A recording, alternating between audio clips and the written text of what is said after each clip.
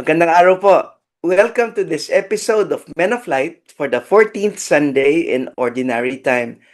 Our gospel reading is coming from Matthew chapter 11, verses 25 to 30, and the title of our episode is Come to Me. When Jesus spoke those words, he was speaking to people living under different forms of burden. Some carried the weight of poverty. Some lived under the oppression of a foreign empire. Others struggled under a religious system that often emphasized rules more than mercy. Many felt invisible, powerless, and weary. It was into that world, and perhaps into our world as well, that Jesus offered one of the most comforting invitations in all of Scripture. Come to me, all you who labor and are burdened, and I will give you rest. But before we begin, I would like to invite you to put yourself into the gospel scene. If you wish, you could close your eyes for a moment and imagine this. You are standing among the crowd. The sun is warm. The roads are dusty.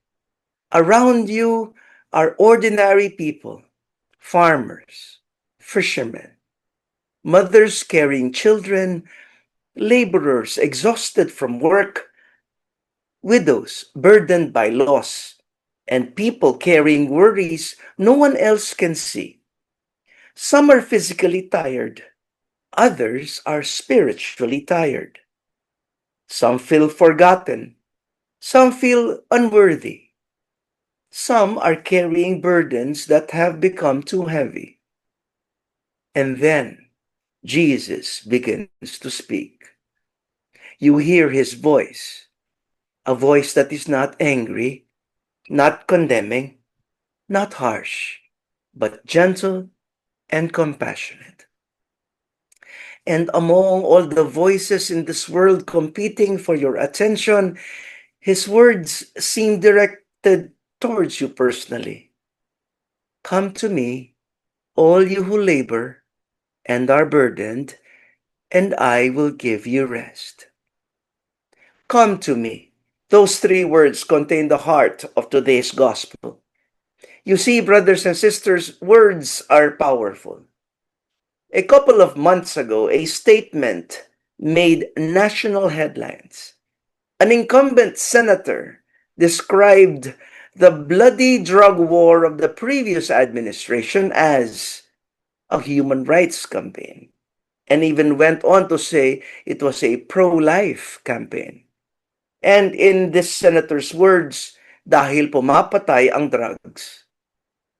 In response, Cardinal Pablo Virgilio David said, and I quote, I wonder if he can say this straight to the faces of the thousands of women widowed and children orphaned when their loved ones were murdered in cold blood.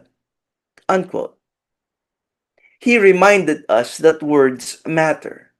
Words can heal, but words can also wound.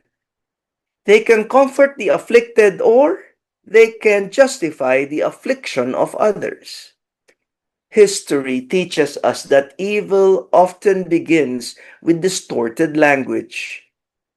Violence is called justice, cruelty is called strength, exclusion is called order, and death is called life. Against this backdrop, the words of Jesus in today's gospel sound radically different. Come to me, all you who labor and are burdened, and I will give you rest. Notice what Jesus does not say. He does not burden people further. He does not shame them. He does not label them, nor does he crush them. Instead, he welcomes them. In a world that often speaks the language of power, Jesus speaks the language of compassion. And perhaps this is the invitation of today's gospel. The words, come to me, are more than an invitation to approach Jesus. they are also an invitation to become more like Him. As we listen to His voice today, let us discover three invitations that lead us closer to Jesus' heart. In part 1, we will talk about come to the humble. In part 2, come to the weary. And in part 3, come to the gentle. And there you have it.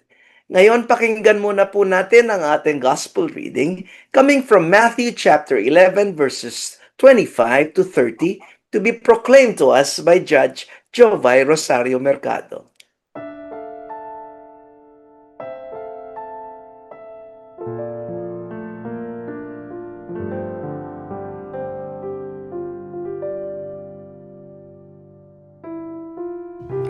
Pagbasa mula sa Ebanghelyo ayon kay San Mateo.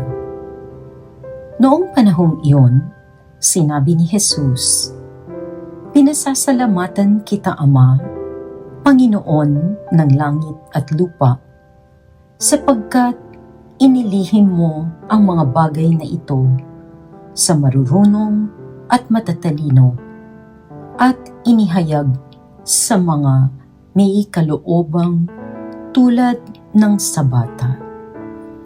Oo, Ama, sapagkat gayon ang ikinalulugod mo.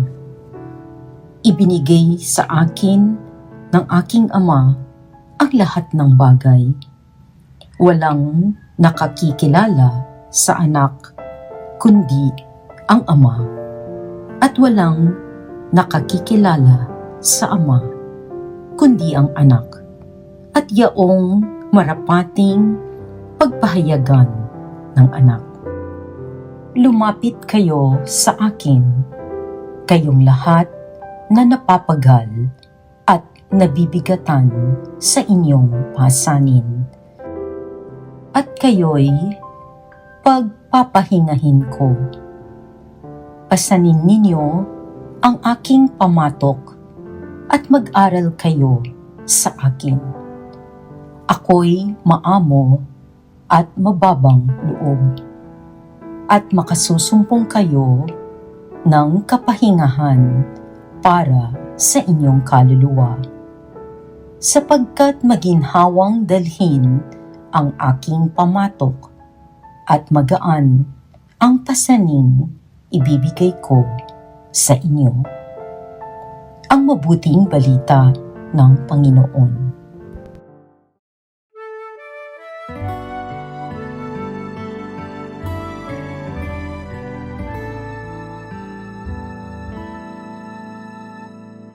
Maraming salamat sa nagbasa sa ating gospel reading, si Judge Jovay Rosario Mercado.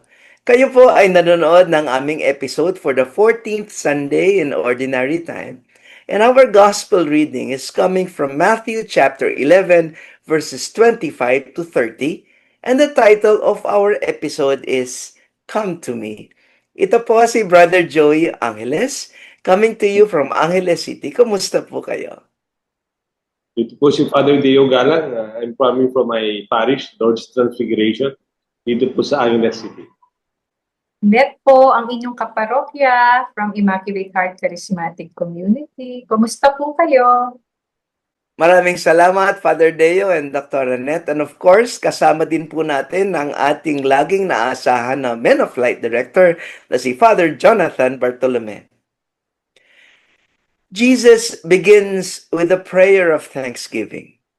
He says, "Father, although you have hidden these things from the wise and the learned, you have revealed them to the little ones." According to the biblical scholar Ulrich Luz, the little ones are not merely children, they represent ordinary people, the poor, the marginalized, the forgotten, and those without status or influence. You see, brothers and sisters, God's revelation does not usually begin in the palaces. It often begins in the peripheries. Not among those who think they know everything, but among those who know they need God. And this is one of the great reversals of the gospel. Father Deo. I remember when we were seminarians, we had that verse from Hebrew chapter 4, verse 12. It said, the word of God is a two-edged sword. Like it describes the word as living, active, capable of penetrating deep into the human motives and thoughts. Itong salita na sabi nga, a two-edged sword, pwedeng masaktan ka, pwedeng masaktan din ako. Those words are living. But it can also suit us. The words of God, the words of Jesus this time, they give consolation to those who are seeking comfort when he said, come to me. Parang sometimes when you are confused, hindi mo alam saan ka pupunta eh. Parang wala kang direksyon. Parang nung bata tayo, hindi mo alam saan yung direksyon ng buhay mo. And then somebody come to me. It's some kind of invitation to a better situation that the words of God really would suit the confused mind and the troubled spirit. Dr. Annette? Ang nagustuhan ko po doon sa title ni Brother Joey sa first part na to, sabi niya, come to the humble. Yung kadalasan po kasi, di ba, yung may mga tao na sabi niya, ang malatiko mo po, trabahador lang po ako, janitor lang po ako. Yung para bang yung pagkatao ng tao based doon sa trabaho, na minsan yun nga, yung pagkataong nawawala. No, yung ang kagandahan nitong sinasabi ng salita ng Panginoon ay tao ka, nilalang ka, yung buhay mo galing sa Diyos. So, mahalaga ka. Hindi ka lang. Yung parang segunda mano. No? So, sabi mo nga, Brother Joey, hindi nag-uumpisa yung kaharian ng Diyos sa malaki, hindi sa maliit. Kaya nga nag-umpisa din si Jesus sa maliliit na apostles, di ba? That's right. Walang, para bang, ay, fisherman lang yan. Pero proclaimers.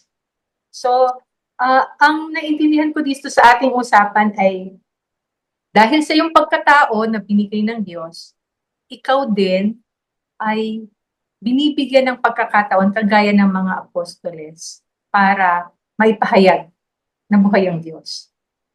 Amen. The kingdom of God belongs not only to the self-sufficient, but to the dependent. Not to the proud, but to the humble. Not to those who claim superiority over others, but to those who recognize their need for mercy. Perhaps that is why some of the most profound faith we encounter comes from simple people. A mother, for instance, praying for her children. A laborer attending Mass before going to work. A widow clutching her rosary in silence. The humble often hear God more clearly because their hearts remain open. Yes, Father Deo? I could see also, kahit wala silang sinasabi directly, Jesus notices the humility of people to teach maybe the scribes, the Pharisees, and the educated lawyers that time, and even the wealthy. Sabi niya, in the temple area where he was observing people putting in their donations to the coffer, to the treasury, kasi parang pinapagawa yung temple nun.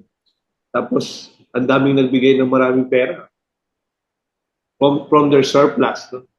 And then a widow, supposedly she's very poor, she gave all that she has with a few coins. No? Parang the humble is the message that even in your humility, even in your humble situation, you could see the message of God in their life. Meron pa dyan, kunyari yung another woman, that Canaanite woman. She was considered an outsider. She was begging Jesus to heal. Her daughter was very sick.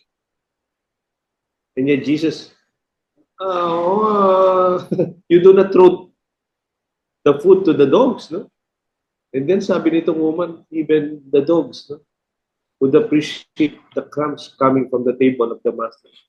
Parang again, that humble woman who humbled themselves brought a lot of news, message of grace and faith. Sabi niya, I have not seen such faith in Israel.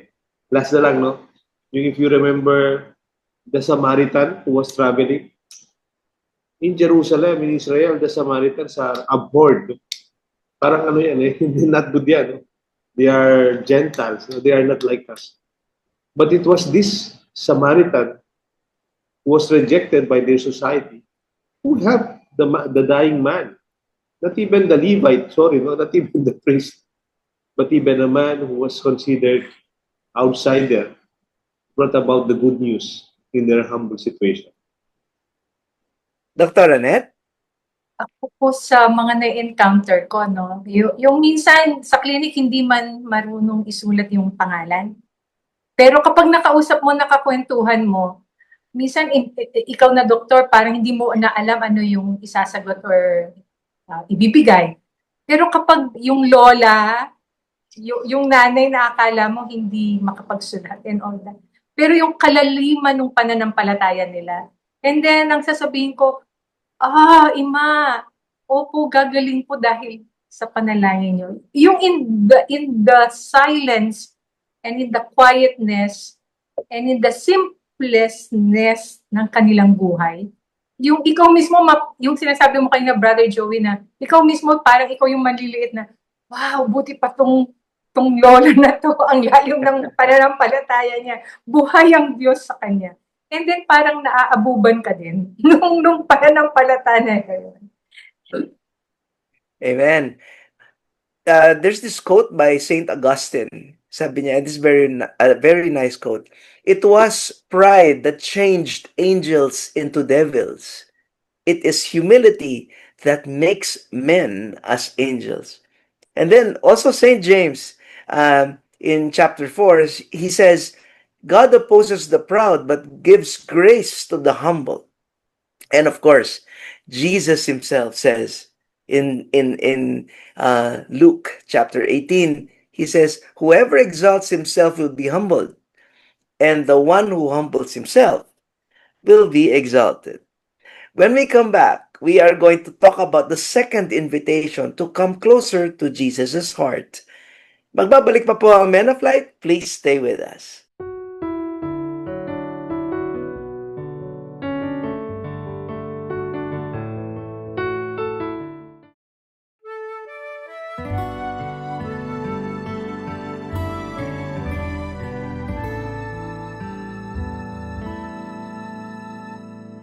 Thank you for staying with us here at Men of Light. You are watching our Men of Light episode for the 14th Sunday in Ordinary Time.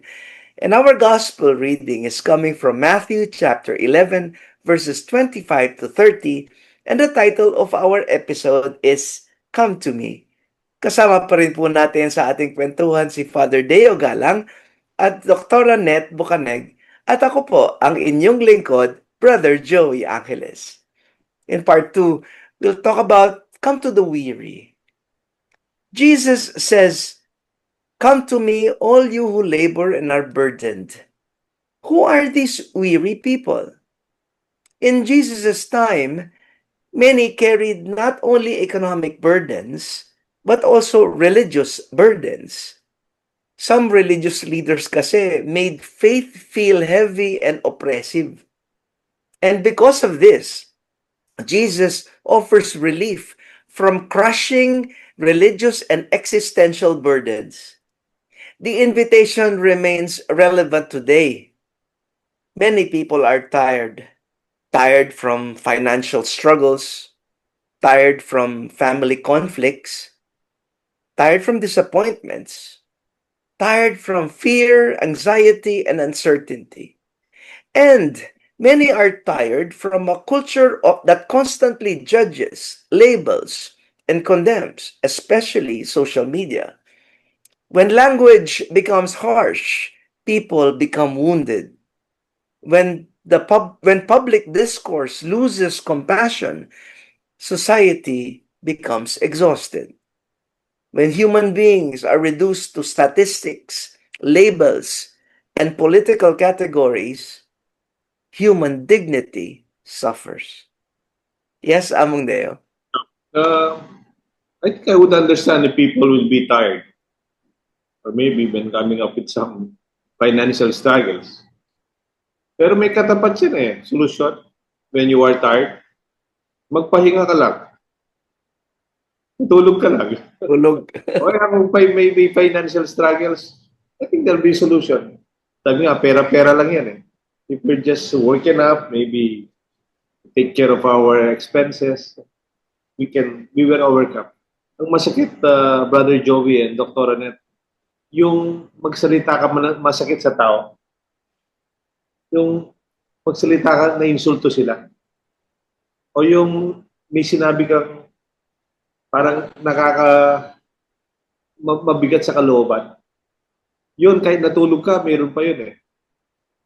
Kahit may pera ka na, parang dala-dala mo pa rin eh. Kunyari, yung minura ka, sinaktan ka, nagsalitang masakit sa'yo, sa ibang mga tao, parang that burden is more than physical eh. Yung physical burden kasi, minsan, ibaba mo lang, tapos na eh. Pero yung dala-dala mo sa kalooban mo, dala-dala mo sa isip mo yung sinabi nila, minsan matagal na, nandyan pa eh. Naalala ko minsan, may kakwento ako, ayaw niyang mag-attend ng reunion ng husband niya. Kapampangan yung lalaki, yung babae, hindi kapampangan. Yung babae, ayaw niyang mag-attend sa reunion ng mga kamag-anak niya, in-laws niya kapampangan. Sabi ko, ba't ka naman mag-attend? Father, nasaktan ako sa sinabi nila eh. Bakit? Sabi ko, nung bago kami kasal, pinakilala ko ng asawa ko sa pamilya niya. Alam niyo yung mga kapampangan, no? Masakit magsalita yun when they evaluate other people. Parang ano din tayo eh, parang superior race tayo. Hindi naman eh, nakakapampangan. Eh hindi siya kapampangan. Parang she sensed that they were saying something, they are not complimenting her. Parang they were even mocking her the way she looked, maybe the way she dressed or the way she spoke. No? Hindi siya kapampangan. Alam mo, Brother Joey, si Dr. Annette, ang tagal nilang mag-asawa. Malalaki ng anak nila. Pero hanggang ngayon, dala-dala pa rin yung sinabi ng mga kamag-anak ng ano. Baka, sometimes these words, they really etch into the heart and the mind. The people would not forget unless maybe there's a process of forgiveness or healing. It will remain. Totoo ito sinabi mo, Brother Joe. And those who were weary, sometimes they're not only physical weariness, pagod. Pero something from kalooban. Pagod ka na sa ganyan na inis, you are being bullied, ridiculed, and these things remain. Mas mabigat. Thank you, Father Deo. Dr. Annette? Mapagod, normal po yan. Kasi ibig sabihin, buhay ka pa. Yeah. Pero yung sabi ni Among Deo kanina, pwede mong itulog yan. No? Totoo po yun. Kasi po, pag hindi ka natulog, hindi magre-reset yung katawan mo. So kapag kulang ka sa tulog, hindi nagpahinga yung katawan, hindi rin magpapahinga yung isip. Kaya, nakaakanti. Yung bang parang, dahil parang, yung sinasabi lang, she walked up the wrong side of the bed. So, kaya ang mangyayari, lahat ng buga ng bibig mo, masakit. Kasi, parang nagsasalita yung katawan mo na hindi ka talaga nagpahinga.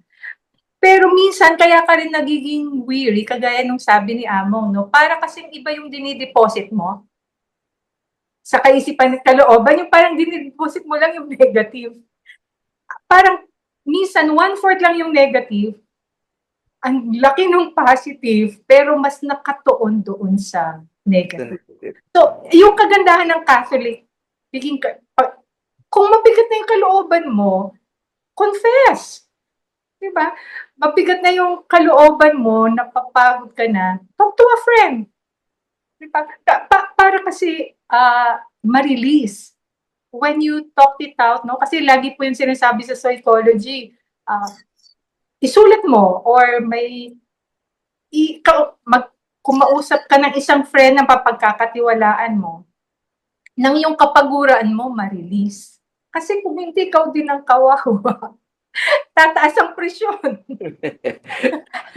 Dadami yung medications. Then yun nga, lagi kang mag-freak out. Really. So, it's a rest o sleep and also rest with someone na pagkatiwala. And that's the beauty of the Catholic Church, no? You can go to a trusted friend or ako to a priest, no? And then confess. Just imagine, na-release mo na yung bigat mo. Tinatawad ka pa with the absolution. Jesus offers something different. He sees persons, not labels. He sees wounded hearts, not enemies. He sees beloved children of God. The rest that he gives is not the absence of problems. It is the presence of someone who helps carry them. Father Day, want to add something? Dr. Annette? Yung isa ko pa pong na-appreciate, no? Kasi sabi mo nga, weary. Sino ba yung mga pagod? Yung may sakit. Kaya po ang ganda din, no? Pinagmamalaki ko na Katoliko tayo kasi bumibisita sa may sakit, whether sa hospital or sa bahay, no? Plus, the anointing of the sick, because we experienced that, no? Yung isa wala nang nabigyan na lahat ng doktor, but when comes the anointing of the sick, makikita mo, mag-iiba yung itsura, yung weariness from the hospital, weariness from the medications, nare-relief, no? Because it's the breath of the Spirit through the anointing of the priest. Kaya I really appreciate our sacraments. Thank you sa mga amo. Kasi hindi na, we could not do the anointing of the sick. It's really in the hands of, kaya more priests to come. See, Saint Teresa of Avila says, "Let nothing disturb you. Let nothing frighten you. God alone suffices." In nada diturbe, no? And when we come back, we will talk about the third invitation to come closer to Jesus' heart. Please stay with us.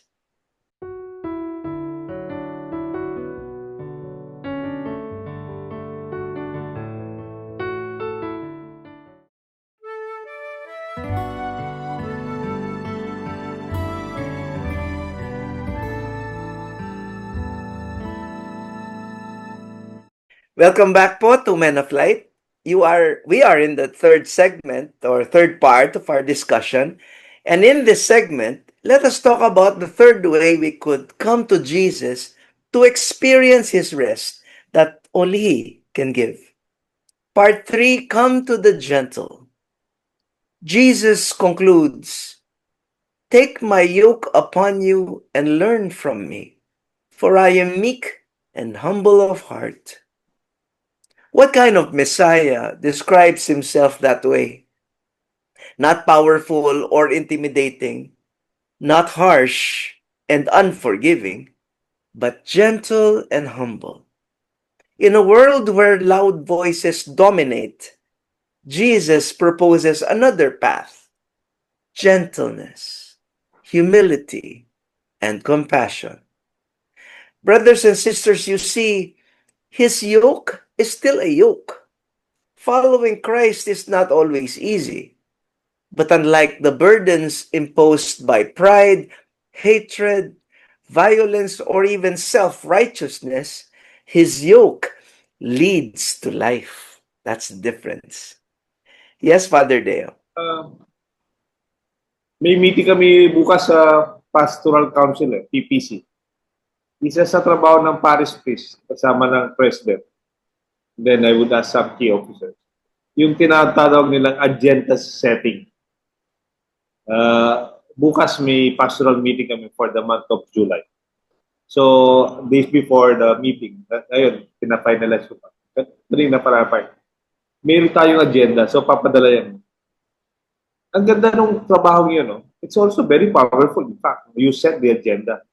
Yung ikaw yung pipili nung ano yung pag-uusapan.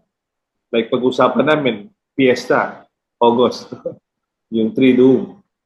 Tapos yung pastoral planning schedule. So, tapos yung mga organizational development concept. When you are setting the agenda, usually you choose kung ano yung pag-uusapan. You decide ano yung pag-uusapan.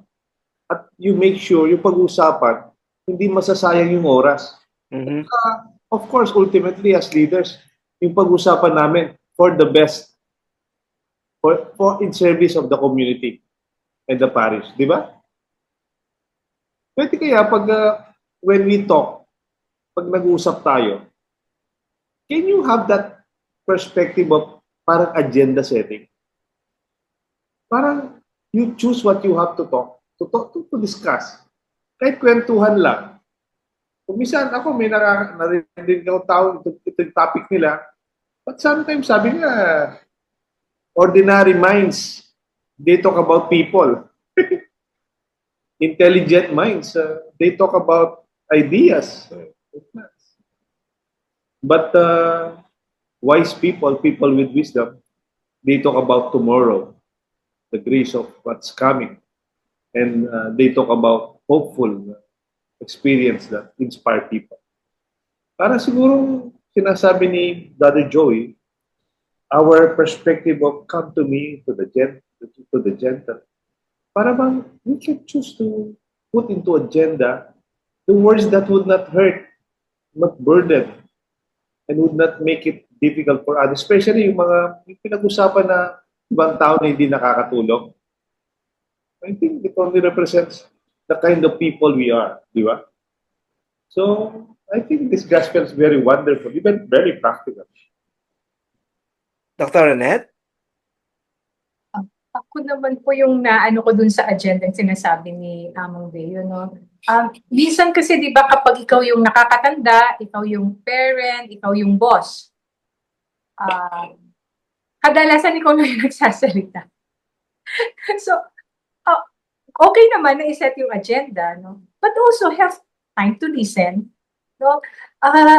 I believe ito yung katawagan din para sa mga youth, no? Sometimes kasi as the older people, mas marami tayong sinasabi, mas madaming instructions, kulang sa listening, hearing, or just being present. Kasi sabi mo, Brother Joey, come to the gentle. So we have to be as gentle as Jesus, who was so willing to listen. Yung minsan few words lang yung sasabihin ni Jesus or just a touch, no? Pero mafe-feel mo yung gentleness niya, yung presence niya. So, may we be a vessel of that gentleness of the Lord by just sometimes shut up and listen. Or naalala ko kasi yung di ba yung pag nandyan yung nanay, parang, kaya mo yan. Yun lang yung sinabi, pero parang nabubuhayan ka. The language of the gospel never glorifies death. It never celebrates violence. It never strips people of their humanity. The language of Jesus always restores dignity. His words lift people up. His words heal. His words reconcile. And his words give life. Before we repeat a slogan or share a post or make a judgment, we should ask ourselves, does this language reflect the heart of Jesus? Does it build life? Does it uphold human dignity? Does it reveal God's mercy? Saint Francis de Sales says, nothing is so strong as gentleness, nothing so gentle as real strength. And our late Pope Francis said, tenderness is not weakness, it is true strength. Well, there you are. Babalik pa po ang Men of Light, and in our last segment, We would like to acknowledge your Facebook and YouTube messages, prayer requests, and our birthday celebrators. We are going to have a short summary and assignment, and we will end with the prayer to be led by Dr. Annette Bucaneg and the final blessing by Father Deo Galang. Please stay with us.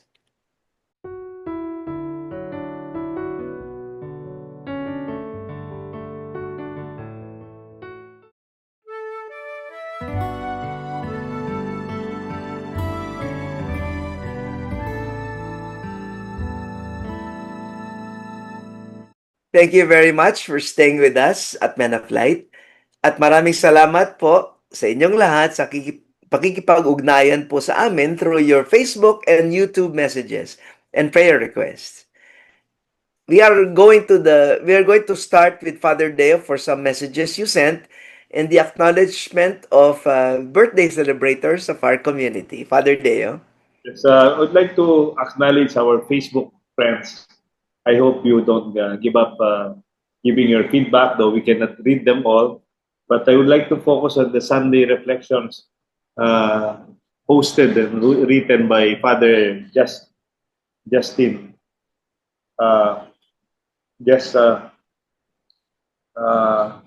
Last Sunday, sabi ni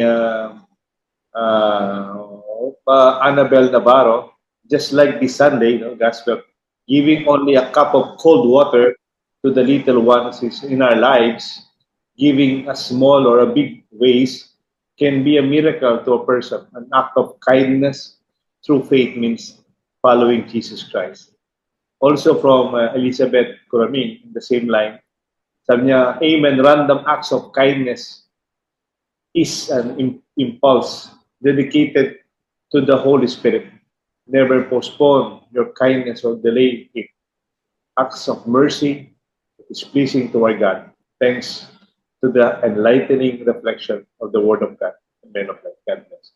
Maraming salamat po sa ating mga kaibigan na nag-feedback at ating po mga kaibigan naman na nag-birthday at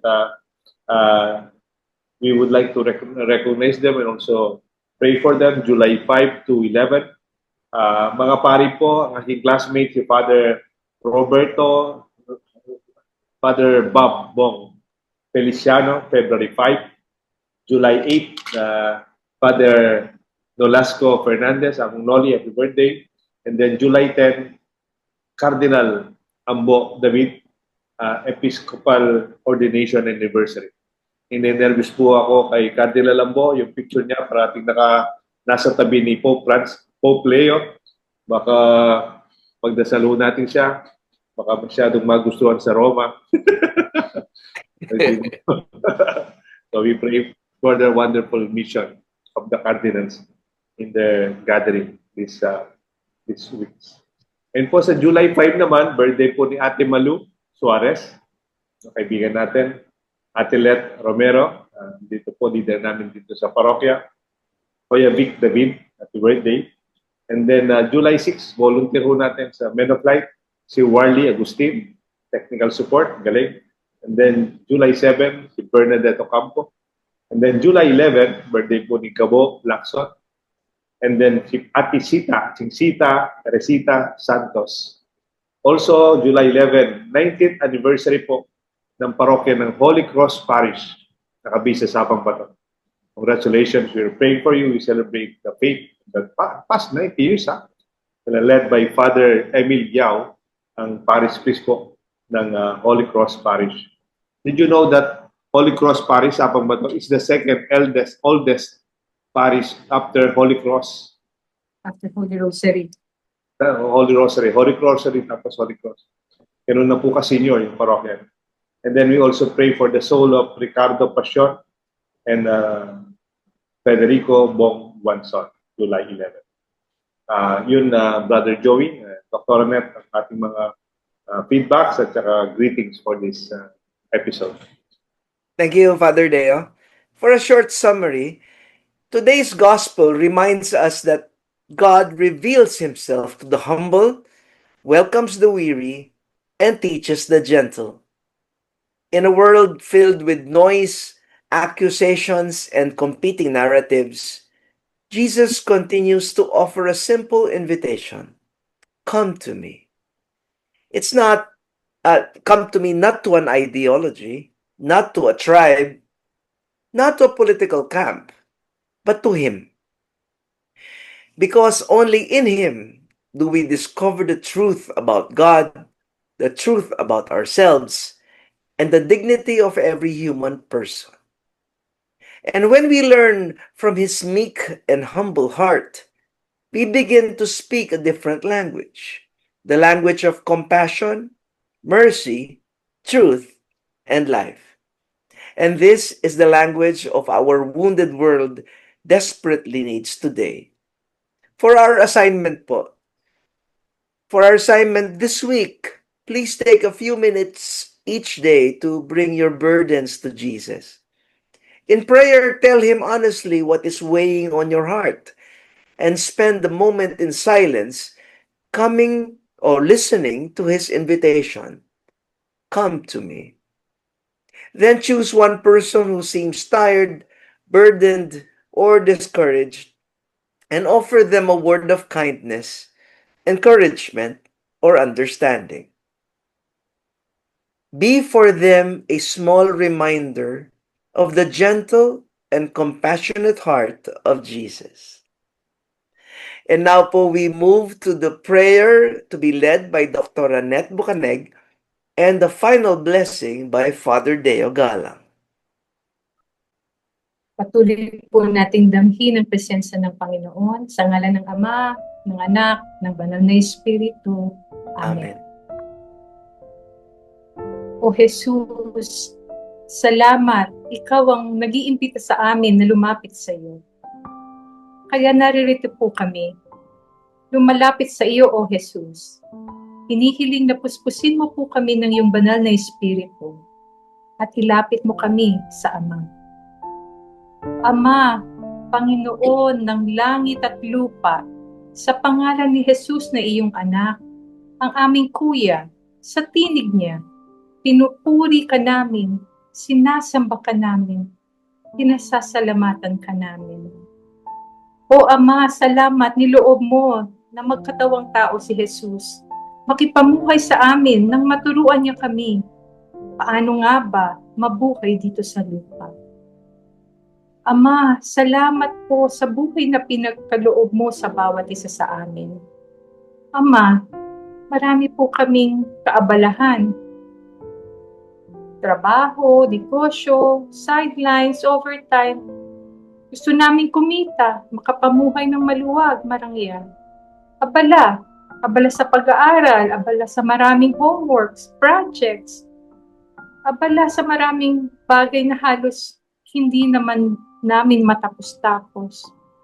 Abala ang aming mga tenga sa madaming balita. Gera, barilan, patayan, puntong nawawaldas o nawawala, mga sakuna. Abala ang aming mga mata sa social media. Marahil, hindi naman po masama ang mga ito, pero aminin man po namin o hindi, masyado kaming abala. Kaya para bang lagi kaming pagod, nasasagad, walang kapahingahan. Sumasayad ang aming pagkatao, sumasagad sa kapaguran, at nawawala na sa tunay na landas ng buhay. Salamat o Jesus, ikaw ang unang lumalapit sa amin. Salamat, binibigyan mo kami ng grasya na tumugon at lumapit sa iyo. Naririto po kami, O Jesus, pagod, apo sa mga responsibilidad, nasasagad sa mga suliranin, nangangali sa mga bigat o pasanin na minsan kami din ang dahilan o gumawa. Hingahan mo kami, O Jesus, ng iyong banal na Espiritu. Biyayaan mo kami ng kababaang loob. Matuto at matulad nawa kami sa iyo, O Jesus. Maamo, malumanay. Naway tulad mo, maging payak ang aming pamumuhay at maging masunurin sa Ama. Akayin mo kami, O Jesus, sa katahimikan. nang aming marinig ang tinig ng Ama. Samahan mo kami na tumahan, manahimik, at manahan sa iyong presensya, O Diyos. O buhay, huminga ka sa amin. O liwanag, ukawin mo ang kadiliman sa amin. O pag-ibig, dumaloy at mag-umapaw ka sa amin. Salamat. Salamat, O Diyos. Ikaw ang aming kapahingahan. Basbasan mo po kami na maging daluyan din ng iyong biyaya, pag-ibig, tuwa, kagalingan, at kapahingahan. Sa ngalan mo, Jesus, ito ang aming samot dalangin. Amen. Amen. Sumainyo ang Panginoon At sumainyo rin. at pagpalain kayo ng makapangyarihang Diyos, Ama, Anak, at ng Espiritu Santo. Amen. Thank you very much, Dr. Annette, for that beautiful prayer. And thank you also, Mother Deo, for the wonderful insights you shared with us in this episode. And of course, thank you also to our director, Father Jonathan Bartolome, for always being there behind the scenes for us. At dito po nagtatapos ang episode ng Men of Light. Ito po si Brother Joey Angeles from Angeles City. Please continue to shine the light of Jesus. Po si Father Deo Galang, maraming salamat po. Let us choose the words that we share that they may help those who are burdened, those who are weary, and the little ones. Net Bukanek po. Let's come to Jesus.